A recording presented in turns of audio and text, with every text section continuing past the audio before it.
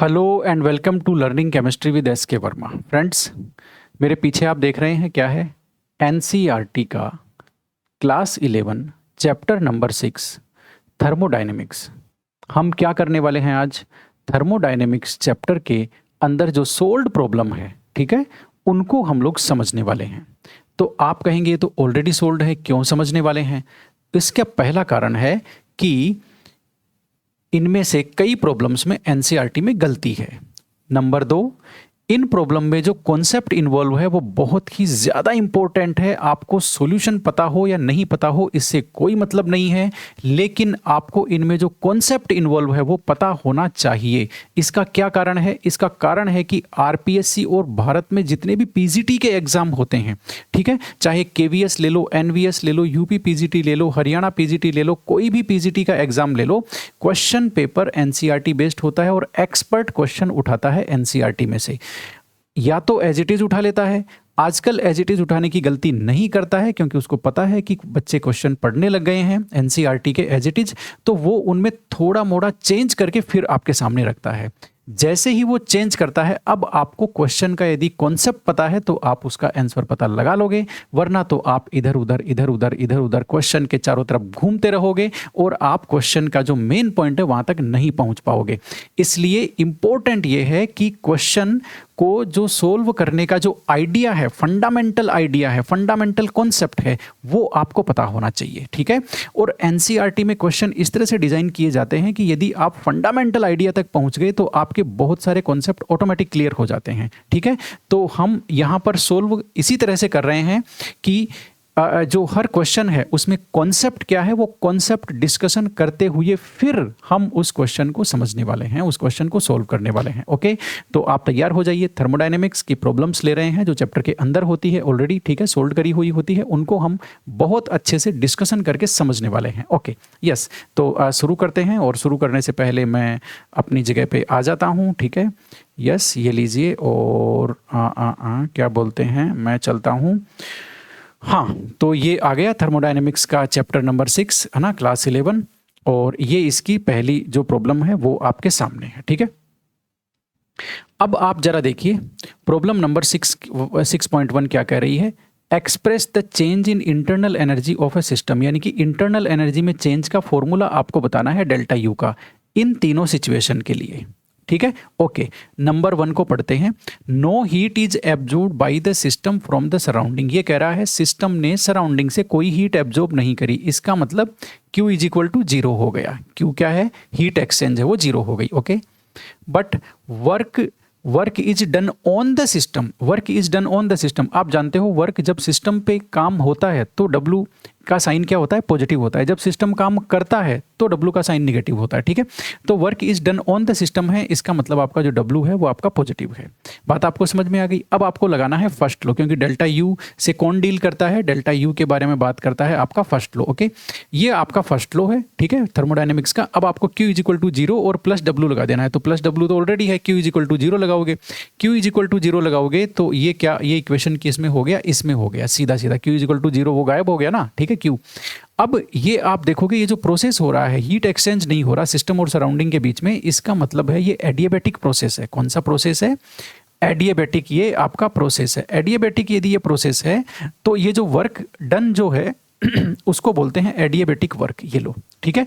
तो ये आपका डेल्टा यू का फॉर्मूला हो गया जब आपने ये वाली कंडीशन में आपने कोई भी वर्क किया है सिस्टम के ऊपर। ओके, यानी कि एडियाबैटिक कंडीशन में जब Q इज इक्वल टू क्या हो? 0 हो, हीट एक्सचेंज 0 हो। ओके, ये फॉर्मूला बहुत ज़्यादा इंपॉर्टेंट है साथियों, ये जो डेल्टा यू का फॉर्मूला एडियाबैटिक प्रोसेस में। क्यों? क्योंकि केवल मतलब ये फॉर्मूला हमें ये बता रहा है कि एडियाबैटिक प्रोसेस आप जब कराते हो तब जो वर्क होता है वो इंटरनल एनर्जी में चेंज के इक्वल हो जाता है, और उसी सिचुएशन में जो वर्क है वो स्टेट फंक्शन भी बन जाता है, क्योंकि ये डेल्टा यू है, ये स्टेट फंक्शन है, ठीक है। तो आप यहाँ पर दो चीज़ें ध्यान रखेंगे, क्या कि एडियाबैटिक वर्क इंटरनल एनर्जी में चेंज के इक्वल होता है और एडियाबैटिक कंडीशन में जो वर्क होता है वो स्टेट फंक्शन बन जाता है। ओके, ये दो इंपॉर्टेंट कॉन्सेप्ट यहाँ से आपको सीखने को मिलते हैं। Okay, what type of wall does the system have, इसमें आगे पूछा है कि सिस्टम की दीवारें किस तरह की है। देखो भाई, यदि हीट एक्सचेंज जीरो है, सिस्टम और सराउंडिंग के बीच में कोई हीट एक्सचेंज नहीं है, तो जो सिस्टम है आपका, ठीक है, उसकी दीवारें कैसी हैं? उसकी दीवारें भाई थर्मली नॉन कंडक्टर है। थर्मली नॉन कंडक्टर का मतलब हीट बाहर आ जा नहीं सकती है, ठीक है ना। या हम इसको कह सकते हैं कि इसकी जो दीवारें हैं वो आपकी एडियाबैटिक है। ये लो, एडियाबैटिक दीवारें हैं और सिस्टम आपका आइसोलेटेड सिस्टम है। बात आपको समझ में आ गई, सिस्टम आइसोलेटेड है, दीवारें आपकी थर्मली नॉन कंडक्टिंग बोल दो या एडियाबैटिक बोल दो, और जो प्रोसेस है वो भी आपका एडियाबैटिक है। बात आपको समझ में आ गई, प्रोसेस मैंने बता दिया एडियाबैटिक, सिस्टम मैंने बता दिया आइसोलेटेड, और दीवारें मैंने आपको बता दी थर्मली नॉन कंडक्टिंग बोल दो या आपकी एडियाबैटिक दीवारें बोल दो, एडियाबैटिक वॉल्स बोल दो, ठीक है। इतनी बात क्लियर हो गई। अब चलते हैं नंबर 2 पर। No work is done on the system, ये कह रहा है, अगली सिचुएशन देखो, no work is done on the system, system पे कोई काम नहीं हुआ, इसका मतलब W is equal to 0, but Q amount of heat is taken out from the system, यानी कि सिस्टम से हमने Q अमाउंट हीट है वो बाहर निकाल ली है। Q amount of heat is taken out, यानी कि हमने हीट बाहर निकाल ली है सिस्टम से, इसका मतलब है सिस्टम का हीट लॉस हुआ है, यानी कि Q का साइन आपका निगेटिव हो गया, एकदम पक्का है, Q का साइन नेगेटिव हो गया क्योंकि हीट सिस्टम से बाहर जा रही है, ठीक है। What type of wall does the system have, इसमें भी वही बताना है हमें, डेल्टा यू का फॉर्मूला बताना है और सिस्टम की दीवारें किस तरह की है, वो टाइप ऑफ वॉल्स वो बताना है, ठीक है।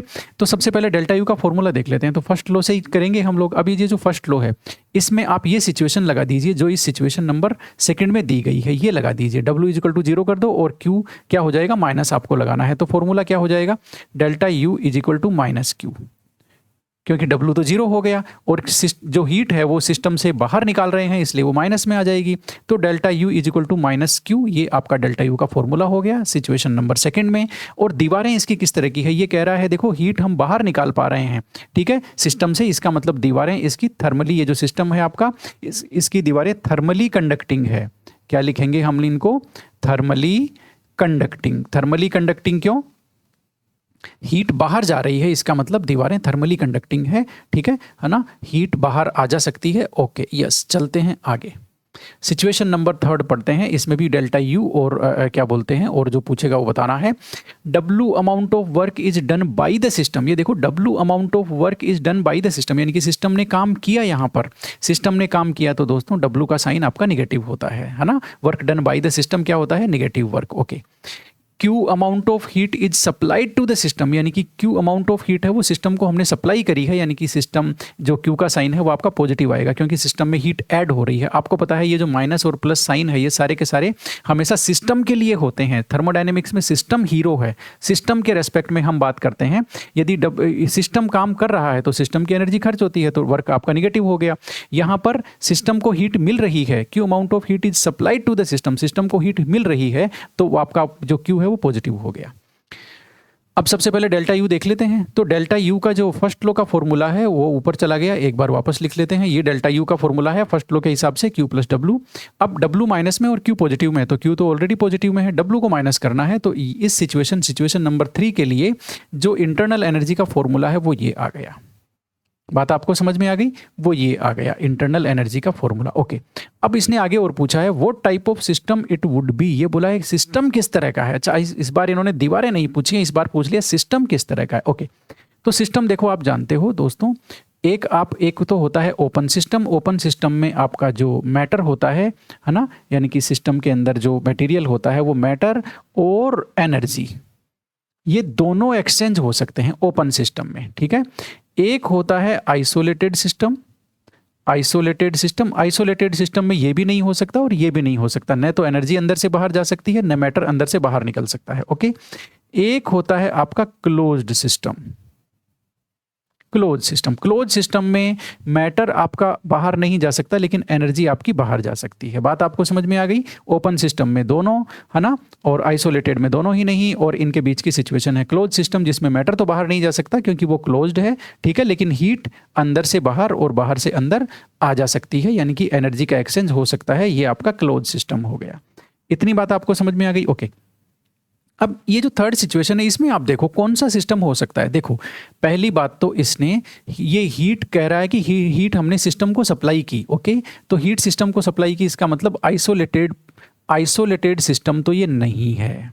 आइसोलेटेड सिस्टम में हीट सप्लाई नहीं हो सकती, इसलिए आपका आइसोलेटेड सिस्टम इसका आंसर नहीं आएगा।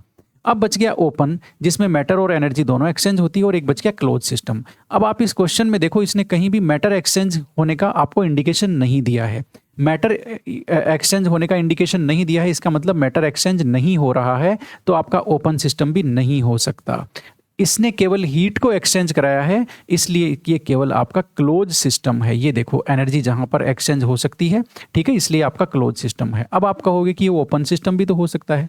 भाई ओपन सिस्टम का एक रीजन तो मैंने आपको बता दिया कि इसने मैटर एक्सचेंज का यहाँ पर कोई इंडिकेशन नहीं दिया है कि मैटर एक्सचेंज भी हो रहा है। याद रखिए दो बातें मैं आपको बता रहा हूं थर्मोडायनेमिक्स में। एक तो ओपन सिस्टम आपको तभी मानना है हमेशा जब वो मैटर एक्सचेंज होने का, सिस्टम और सराउंडिंग के बीच में मैटर एक्सचेंज होने का आपको हिंट दे रहा है, अदरवाइज आपको नहीं मानना है। दूसरी बात, थर्मोडायनेमिक्स में हम लोग केवल एनर्जी चेंजेस की स्टडी करते हैं, मैटर की वजह से क्या चेंजेस हुआ उसकी स्टडी हम नहीं करते। थर्मोडायनेमिक्स कंप्लीटली बेस्ड है जो सिस्टम और सराउंडिंग के बीच में जो एनर्जी एक्सचेंज हुआ है, एनर्जी की जो अलग अलग फॉर्म्स है उनके ट्रांसफॉर्मेशन की बात करते हैं। मैटर की वजह से जो चेंज हो रहा है उसकी वजह से हम बात नहीं करते। इसलिए थर्मोडायनेमिक्स केवल एनर्जी एक्सचेंज पे कंसर्न है। इसीलिए थर्मोडायनेमिक्स में जो मोस्ट ऑफ सिस्टम की हम स्टडी करते हैं वो सारे के सारे क्लोज सिस्टम मान करके स्टडी करते हैं।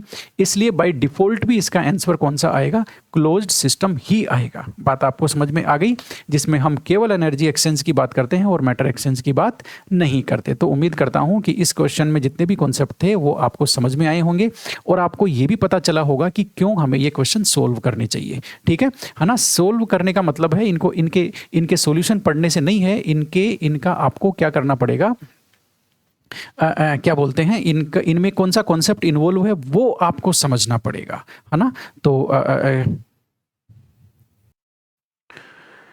तो हम प्रॉब्लम नंबर 2 पे आ गए हैं और प्रॉब्लम नंबर 2 आपकी क्या कह रही है, 2 litre of an ideal gas at आपका at a pressure of 10 atmosphere, हाँ yes, 2 litre of an ideal gas. एक आइडियल गैस का भाई हमारे पास 2 लीटर है, ठीक है, 2 लीटर है, आइडियल गैस का है, at a pressure of 10 atmospheric pressure, यानी कि 10 एटमॉस्फेरिक प्रेशर है, ठीक है, उसका एक्सपेंड्स आइसोथर्मली, ठीक है,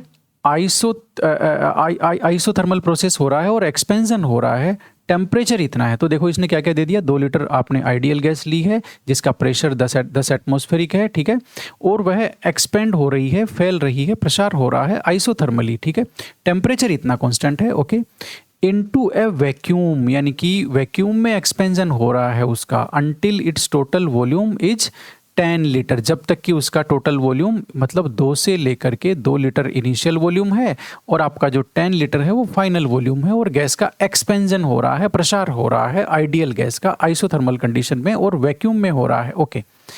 how much heat is absorbed, heat कितनी एब्जॉर्ब हुई, how much work done in the expansion, यानी कि एक्सपेंशन में सिस्टम ने काम कितना किया। आप जानते हो एक्सपेंशन में work done by the system होता है, तो कितना सिस्टम ने काम किया और कितनी सिस्टम ने हीट एब्जॉर्ब करी, ओके, इसको हमें आंसर करना है, ओके।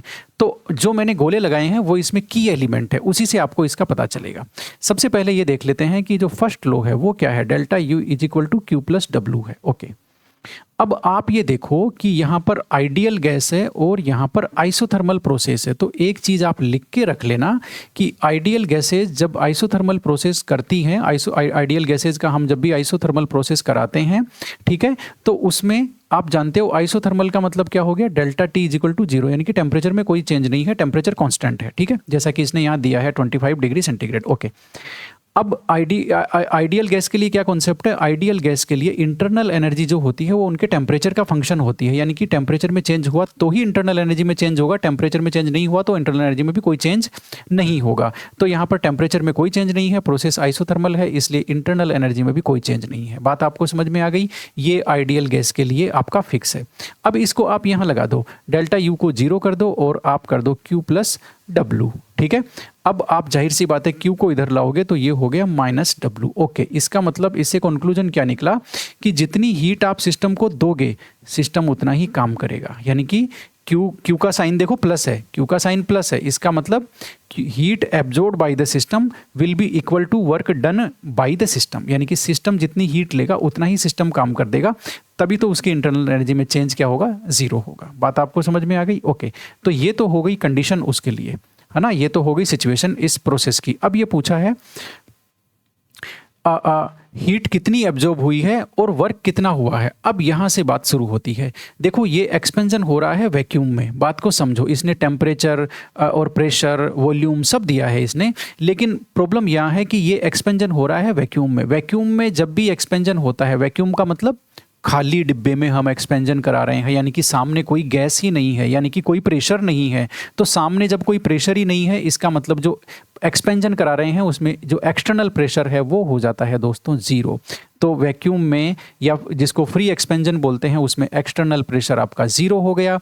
और वर्क का फॉर्मूला क्या है यहाँ पर? अब वर्क का फॉर्मूला क्या आ गया? Q is equal to minus W, ठीक है, इज इक्वल टू, तो आप जानते ही हो, P एक्सटर्नल डेल्टा V। जब P एक्सटर्नल जीरो हो गया तो आपका ये पूरा जीरो हो गया, इसका मतलब आपका ये क्या आ गया, ये लो। जब P एक्सटर्नल जीरो है तो डेल्टा V में कितना चेंज हुआ, 2 लीटर से 8-10 लीटर किया हमें, उससे क्या मतलब है, जब पूरा जीरो ही हो गया तो इसका मतलब ये पूरा जीरो हो गया। इसका मतलब साथियों आपको देखो Q is equal to minus W is equal to zero, इसका मतलब heat absorb by the system zero. ये देखो Q is equal to zero, इसका मतलब work done in the expansion, यानी कि work done by the system वो भी जीरो, यानी कि ये दोनों ही जीरो। सिस्टम ने न तो कोई हीट एब्जॉर्ब करी और न ही सिस्टम ने कोई काम किया। बात आपको समझ में आ गई? तो ये पहला सवाल था जो कि काफ़ी अच्छा था, मतलब आपको ये कॉन्सेप्ट सिखा करके जा रहा है, ठीक है ना। तो इसमें आ जाएगा how much heat absorb zero, और नो हीट एब्जॉर्ब और नहीं work done by the system. बात समझ में आ गई? दोनों ही यहाँ पर जीरो हैं। ओके, अब प्रॉब्लम नंबर 6.3 में आ जाते हैं। Consider the same expansion but this time against a constant external pressure of 1 atmosphere. यानी कि ये कह रहा है सेम एक्सपेंशन आपको कंसीडर करना है जो ऊपर सवाल में था। तो सेम एक्सपेंशन का मतलब क्या हो गया, उसमें V1 कितना था, V1 था आपका 2 लीटर, यानी कि 2 लीटर से उन्होंने चालू किया, और एक्सपेंशन कराया था V2 कितना किया, 10 लीटर, ठीक है। सेम कंडीशन बता रहा है ना ये, ओके। बट दिस टाइम, अच्छा उसमें प्रेशर एक्सटर्नल जीरो था, यहाँ पर इन्होंने कहा है एक्सटर्नल प्रेशर आपको 1 एटमॉस्फेयर लेना है, ओके। तो P एक्सटर्नल आपको लेना है 1 एटमॉस्फेयर। चलो भाई बात सही है। अब यहाँ हमें देखना है, हमें वर्क निकालना है, ठीक है। हमें क्या निकालना है, सीधी सी बात है, वर्क निकालना है और हीट भी निकालना है। लेकिन यदि ये आइसोथर्मल प्रोसेस है तो आप जानते हो जितना heat absorb by the system होगा वही work done by the system होगा। तो यहाँ पर हम जो या तो वर्क निकाल लो या हीट निकाल लो, एक ही बात है, वर्क निकालेंगे वही आपका हीट हो जाएगा, ओके यस। अब यहाँ पर हम देख लेते हैं कि वर्क जैसे ही हम निकालने जाएंगे वैसे ही हमें अब ये पता होना चाहिए कि आइसोथर्मल तो ये है, आइसोथर्मल तो ये है, ठीक है, लेकिन ये रिवर्सिबल प्रोसेस है या इरिवर्सिबल है, ये है क्या आखिर, ठीक है। तो ये इन्होंने लिखा है अगेंस्ट ए कांस्टेंट प्रेशर। जब भी कांस्टेंट प्रेशर के अगेंस्ट आपका एक्सपेंशन होता है तो वो आपका इरिवर्सिबल प्रोसेस होता है। कांस्टेंट प्रेशर के अगेंस्ट बोल दो वो भी इरिवर्सिबल है, या सीधा इरिवर्सिबल लिख दो, दोनों एक ही चीज़ें हैं, ठीक है ना। तो कांस्टेंट एक्सटर्नल प्रेशर लिया है, इसका मतलब ये आपका इरिवर्सिबल प्रोसेस है। अब इरिवर्सिबल प्रोसेस के लिए W का जो फॉर्मूला है वो तो पूरी दुनिया ही जानती है। वो क्या फॉर्मूला हो गया, वो आपका हो गया W is equal to negative P external delta V, यही तो है। तो W is equal to negative P external क्या लिया इन्होंने, 1 एटमॉस्फेयर लिया, तो हम लिख देते हैं 1 एटमॉस्फेयर मल्टीप्लाई में डेल्टा V का मतलब हो गया final volume minus initial volume. तो फाइनल वॉल्यूम V2 है, इनिशियल वॉल्यूम V1 है, तो V2 माइनस V1 करेंगे तो ये आ गया आपका 8 लीटर, ठीक है। तो ये आ गया 8 आपका लीटर, तो ये कितना हो गया भाई आपका हो गया -8 आपका एटमॉस्फेयर लीटर। एटमॉस्फेयर लिख दो या एटमॉस्फेयर लीटर लिख दो, एक ही बात है, ठीक है। तो ये आपका W आ गया। बात आपको समझ में आ गई। यहाँ इन्होंने क्या पूछा है, -W, मतलब यदि आप उसमें लिखोगे, उस इक्वेशन का इक्वल टू करके लिखोगे तो Q heat absorb by the system और work done by the system वो कितना हो गया 8 एटमॉस्फेयर लीटर। यहाँ पर मैंने माइनस हटा दिया, क्यों? क्योंकि यहाँ पर मैंने माइनस डब्ल्यू ले लिया, तो बात तो एक ही है। अब माइनस डब्ल्यू ले लोगे तो 8 आपका एटमॉस्फेयर लीटर आ जाएगा, और डब्ल्यू ले लोगे तो -8 आ जाएगा, एक ही बात है, ठीक है। तो ये हो गया आपका, ये इन्होंने पूछा है और ये हमने निकाल दिया। तो work done by the system इतना है, और heat absorb by the system भी आपका इतना है। ये किस में हुआ? इरिवर्सिबल आइसोथर्मल में। आपको बात समझ में आ गई, ठीक है। अब हम चलते हैं आगे, और जो 6.4 है वो करते हैं, वो और भी मज़ेदार है। ओके, सेम कंडीशन इन्होंने कहा है consider the expansion given in problem 6.2। 6.2 में जो एक्सपेंशन दिया गया है उसी को कंसीडर करना है। अब उसमें ऐड और क्या कर दिया, इसमें कहा है इस बार आइडियल गैस का वो क्या लेना है, नंबर ऑफ मोल लेना है आपको। क्या बोलते हैं, आइडियल गैस का जो नंबर ऑफ मोल है वो 1 लेना है आपको, ठीक है। और इस बार इन्होंने प्रोसेस भी चेंज कर दिया, इन्होंने कहा है रिवर्सिबली कराना है आपको, यानी कि कंडीशन इन्होंने चेंज कर दी, रिवर्सिबली कराना है आपको, ठीक है। रिवर्सिबली कराना है, और ये हो गया। और एक्सटर्नल जो हमें प्रेशर लेना है, ठीक है, एक्सटर्नल प्रेशर की तो कोई बात ही नहीं है, रिवर्सिबल वर्क है ये। तो रिवर्सिबल वर्क का फॉर्मूला देख लेते हैं, हमें तो वापस वही निकालना है आपका, ठीक है। क्या? Q is equal to minus W. क्यों? क्योंकि डेल्टा U 0 है। क्यों? क्योंकि आइसोथर्मल प्रोसेस है, आइसोथर्मल के लिए डेल्टा T और डेल्टा U दोनों 0 हो जाते हैं, तो Q is equal to minus W हो जाता है। तो हमें तो यही निकालना है। ओके, तो एक बार हम वर्क का जो डिफॉल्ट फॉर्मूला है वो लगा करके निकाल लेते हैं। वो क्या हो गया आपका, -2 वो ये किस में है, ये भाई रिवर्सिबल कंडीशन में है। तो आपको वर्क का रिवर्सिबल और इरिवर्सिबल कंडीशन का फॉर्मूला समझ में आना चाहिए और पता होना चाहिए कब कौन सा लगाना है। तो यहाँ इन्होंने रिवर्सिबली लिख दिया, इसलिए हम ये कर रहे हैं, ठीक है। 2.303 nRT log V2 by V1, ये आपका डिफॉल्ट फॉर्मूला है रिवर्सिबल वर्क का। ओके, अब ये एक्सपेंशन हो रहा है, अब इसमें वैल्यूज रख देते हैं। वैल्यूज आप रखेंगे तो क्या क्या हो जाएगा, -2.303 इंटू एन क्या है, number of mole. Number of mole दे दिया 1 मोल, तो ये आप लगाएंगे 1 मोल इंटू आर की वैल्यू अब आपको लिखनी है। अब यहाँ पर देखो प्रॉब्लम हो गई क्या, कि इन्होंने जो प्रेशर दिया हुआ है और वॉल्यूम की यूनिट दी हुई है, प्रेशर इन्होंने ऊपर एटमॉस्फेयर में दिया हुआ है ना, वॉल्यूम की यूनिट इन्होंने लीटर में दी हुई है। तो आपको बेसिकली यदि आप क्या बोलते हैं, अब आपको जो आर की वैल्यू है वो भी आपको लीटर एटमॉस्फेयर वाली ही लेनी है। जो आर की वैल्यू है वो क्या लेनी है, लीटर एटमॉस्फेयर की। और वो वैल्यू क्या हो गई आपकी, वो हो गई 0.0821। ये वो वैल्यू होती है 0.0821 आपकी लीटर एटमॉस्फेयर पर मोल। ये क्या होती है, लीटर एटमॉस्फेयर पर मोल, ये वो वैल्यू होती है। बात आपको समझ में आ गई, लीटर एटमॉस्फेयर, हाँ, पर केल्विन पर मोल। ओके, इतनी बातें हो गई। अब आप ये आर की वैल्यू रख दोगे ऐसे की ऐसे, तो ये आपकी हो गई क्या, 0.0821 मल्टीप्लाइड बाई टेम्परेचर आपको लगाना है 25 डिग्री दिया है ना उसमें सेकंड वाले में, तो 298 के। अब मल्टीप्लाइड बाई लोग करना है, ये भाई जगह यहाँ कम पड़ गई, इनटू लोग V2 V1 को हम अलग से सोल्व कर लेते हैं, ठीक है। लोग V2 V1 को हम लोग अलग से सोल्व कर लेते हैं, तो लोग V2 बाई V1, ठीक है। V2 कितना है 10, V1 कितना है आपका, लोग V1 कितना है आपका 2, यानी कि 2 लीटर से आप 10 लीटर पे गए ना, ठीक है ना। एक्सपेंशन आप देखोगे इसमें प्रॉब्लम नंबर 6.2 में दिखाया हुआ है, 2 लीटर से 10 लीटर तक गए हैं। ओके, तो ये आ गया आपका log 5, ठीक है। और log 5 की आपको वैल्यू पता करोगे आप तो 6990 इसकी वैल्यू आएगी। बात आपको समझ में आ गई, ठीक है। तो अब आप यहाँ मल्टीप्लाई में क्या लगाएंगे, इस पूरे की वैल्यू हम एक साथ रख देते हैं, और वो है 0.6990। बात आपको समझ में आई कि नहीं आई, आ गई होगी मेरे ख्याल से, ठीक है। थोड़ा सा मैं इसको इधर खिसका लेता हूँ, ओके, ताकि आपको ये पूरा दिख जाए। अब देखता हूँ, हाँ आपको दिख रहा है, ओके, यस। अब आपको इसको मल्टीप्लाई और ये काटापीटी सारी करनी है, ठीक है। तो ये आपका मोल और ये जो आर की यूनिट है मैं यहाँ लिखता हूँ, देखो, अच्छा वहीं रहने देते हैं एक बार के लिए। तो मोल और पर मोल कट गया, ठीक है। आर की यूनिट हमने ऊपर लिखी है, ठीक है।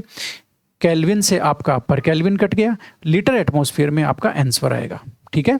लीटर एटमॉस्फेयर में आपका आंसर आना है, ओके, यस। अब चलते हैं आगे।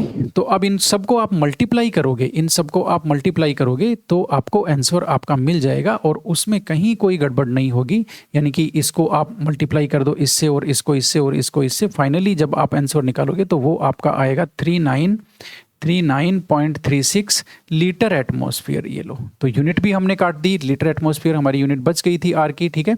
39.36 आपका लीटर एटमॉस्फेयर, ये आपका आंसर आ गया किसका, डब्लू का। ये डब्लू का आपका आंसर आ गया। Okay, yes.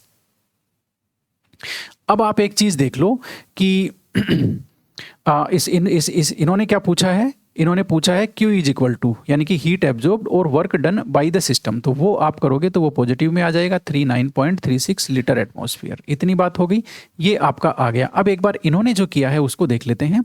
ये मैंने चैप्टर नंबर 6 निकाला है और इसमें ये जो प्रॉब्लम है हमारी 6.4 में हम चल रहे हैं, और इसमें देखिए इन्होंने NCERT में ये थोड़ा सा पॉइंट है वो गलत दिया हुआ है। इसको फटाफट से ये देखो, ये 6.4 का आंसर दिया हुआ है, लेकिन R की वैल्यू लिखने में इन्होंने गलती कर दी। ये इन्होंने 0.8026 लिखा है, मतलब 8206 लिखा है, यानी कि इन्होंने ये वैल्यू एक्चुअल में आनी चाहिए 0.08206, यानी कि जिसको हम लिख सकते हैं 0.0821, जो हमने ली है वो वैल्यू यहाँ रखनी थी, लेकिन इन्होंने गलती कर दी, डेसिमल की यहाँ गलती हो गई, यानी कि एक जीरो और आना चाहिए। उसकी वजह से इनका जो आंसर आ रहा है वो आ रहा है इतना, ठीक है, जबकि इसका सही आंसर है 39 डेसिमल फिर 36 आपका आएगा, यानी कि ये जो डेसिमल है ये आपका यहाँ आना चाहिए। तो यही इन्होंने NCERT में यहाँ पर ये चीज़ गलत करी हुई है। ओके, तो ये हो गया, 6.4 भी हो गया, ठीक है। अब हम किस पे आ गए, 6.5 पे आ गए, और चलिए देखते हैं 6.5 में क्या कॉन्सेप्ट इन्वॉल्व है और इसको किस तरह से। प्रॉब्लम नंबर 6.5 में हम आ गए हैं। तो आपने देखा काफ़ी इंटरेस्टिंग तरीके से हम ये सीख रहे हैं, और जो इसमें NCERT में जो गलतियां हैं वो भी हम लोग साथ के साथ ले रहे हैं। ओके, तो प्रॉब्लम नंबर 6.5 पढ़ लेते हैं। If water vapour is assumed to be a perfect gas, water vapour को हम एक परफेक्ट गैस मान लेते हैं। Molar enthalpy change for vaporisation of, molar enthalpy change दिया, अच्छा एंथैल्पी चेंज दिया है, डेल्टा H की वैल्यू दी है for vaporisation of 1 mole of water at 1 bar and इतना प्रेशर इज। ओके, तो इन्होंने एंथैल्पी चेंज दिया है वेपोराइजेशन के लिए 1 मोल ऑफ वाटर के लिए, तो ओके हम इसको इक्वेशन की फॉर्म में लिख देते हैं। ये वाटर का लिक्विड फॉर्मेट है, 1 मोल है, इसका वेपोराइजेशन हमें कराना है और वाटर को हमें गैसियस फॉर्म में कन्वर्ट करना है। ये वेपोराइजेशन हो गया। प्रेशर यहाँ पे कितना दिया है ना, प्रेशर इन्होंने दिया है 1 बार, और टेम्परेचर कितना दिया है, टेम्परेचर इन्होंने दिया है, जाहिर सी बात है वेपोराइजेशन तो उसके बॉइलिंग पॉइंट पे होगा, तो ये इन्होंने 100 डिग्री सेंटीग्रेड दिया है। और डेल्टा H इसका कितना है, एंथैल्पी चेंज देखो, मोलर एंथैल्पी चेंज, यानी कि ये यहाँ पर इन्होंने 1 मोल वाटर लिया हुआ है, ठीक है। तो ये मोलर एंथैल्पी चेंज कितना हो गया 41, इसमें जो डेल्टा H है उसकी वैल्यू कितनी आ गई 41 किलो जूल पर मोल। ये लो, किलो जूल और आपका पर मोल, ठीक है। अब यहाँ पर मैं एक चीज़ आपको बता दूं, न्यूमेरिकल सीखने के लिए आपको क्या करना है, यूनिट्स को भी साथ में रख के काटना है। जिस दिन आप ये करने लग जाएंगे यूनिट कन्वर्जन में आपसे गलतियाँ बंद हो जाएगी। तो यहाँ पर यूनिट को साथ में रख करके काट करके R की वैल्यू किस यूनिट में यूज़ ली जाएगी वो सारा मैं आपको एक्सप्लेन करने वाला हूँ, ठीक है। ओके, यस, तो उम्मीद करता हूँ कि ये इस तरह के जो क्लासेज हैं वो आपके लिए काफ़ी ज़्यादा हेल्पफुल साबित होंगी। ओके, ये मैंने किया। ओके, अब आप यहाँ पर देखो कि क्या बोलते हैं, ये जो यहाँ तक जो इन्फॉर्मेशन दी है उसको मैंने इक्वेशन की फॉर्म में लिख दिया, ठीक है। Okay, calculate the internal energy change. अच्छा, डेल्टा U इन्होंने पूछा है, डेल्टा U इन्होंने पूछा है कब, when 1 mole of water is vaporized at 1 bar pressure and, ये लो भाई, ये सिचुएशन तो इन्होंने रिपीट कर दी। इन्होंने कहा है कि इंटरनल एनर्जी चेंज करो जब 1 mole of water is vaporized at 1 bar pressure और इतना 100 डिग्री टेम्परेचर। तो इन्होंने जो ऊपर एंथैल्पी चेंज दिया है वो भी तो इसी कंडीशन का दिया है कि 1 मोल वाटर लेना है, 1 बार प्रेशर लेना है और 100 डिग्री। ये देखो, वाटर प्रेशर 1 बार 100 डिग्री और 1 मोल वाटर। तो इसका मतलब ये जो सेम प्रोसेस इन्होंने ऊपर लिखा है जिसकी डेल्टा H बताई है उसी की डेल्टा U पूछी है। ओके, अब हमें रिलेशन पता चल गया इसमें, जब एक ही प्रोसेस का डेल्टा H दिया हुआ होता है, ठीक है, और इसका आपको यदि क्या पूछा जाता है डेल्टा U, तो डेल्टा H और डेल्टा U में आपको रिलेशन पता होना चाहिए, और वो रिलेशन क्या है, delta H is equal to delta U plus delta nRT। बात आपको समझ में आ गई, ठीक है, आ गई होगी। यहाँ पर Ng लिख दो चाहे N लिख दो, सिंपल, कोई फर्क नहीं पड़ता, एक ही बात है, ठीक है। अब ये आपने किया, यहाँ पर डेल्टा H दिया है और डेल्टा U पूछा है। ओके, तो अब हमें डेल्टा U की इक्वेशन बनानी होगी, वो हो गया आपका delta U is equal to delta H minus delta NGRT।